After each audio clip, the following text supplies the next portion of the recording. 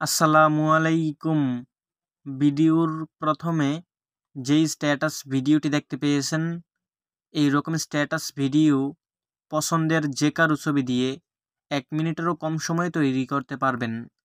এই স্ট্যাটাস ভিডিওটি আমরা একটা টেমপ্লেট লিঙ্কের মাধ্যমে তৈরি করব, তাই আমাদের বেশি কোনো কাজ করতে হবে না। শুধু ছবিগুলোকে সিলেক্ট করে দিবেন, ভিডিও অটোমেটিক রেডি হয়ে যাবে। ভিডিওটাকে তৈরি করার জন্য আমাদের ক্যাপকাট অ্যাপ্লিকেশনটার দরকার হবে।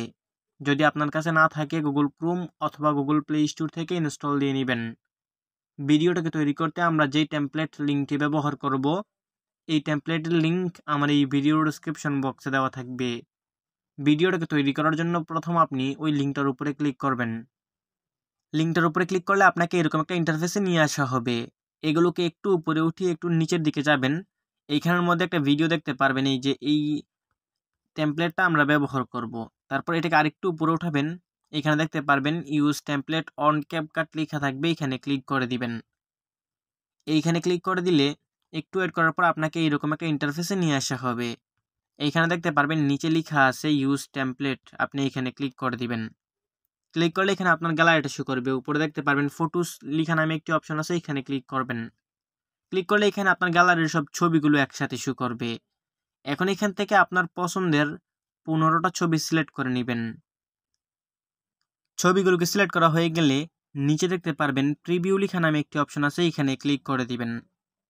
এইখানে ক্লিক করার পর আমাদের ভিডিও সম্পূর্ণ রেডি। এইখানে আমি আপনাদেরকে মিউজিক ছাড়া একটু প্লে করে দেখিয়ে দিচ্ছি। কপিরাইটের জন্য মিউজিক সহকার প্লে করতে পারতেছি না, তবে ভিডিওর প্রথমে আপনারা যে মিউজিকটা শুনতে পেয়েছিলেন ওই রকম একটা মিউজিক এইখানে থাকবে। এইখানের মধ্যে আপনারা আরেকটা কাজ করতে পারেন, এই যে আপনারা নিচে দেখতে পারেন প্রত্যেকটা ছবি এখানে শো করবে।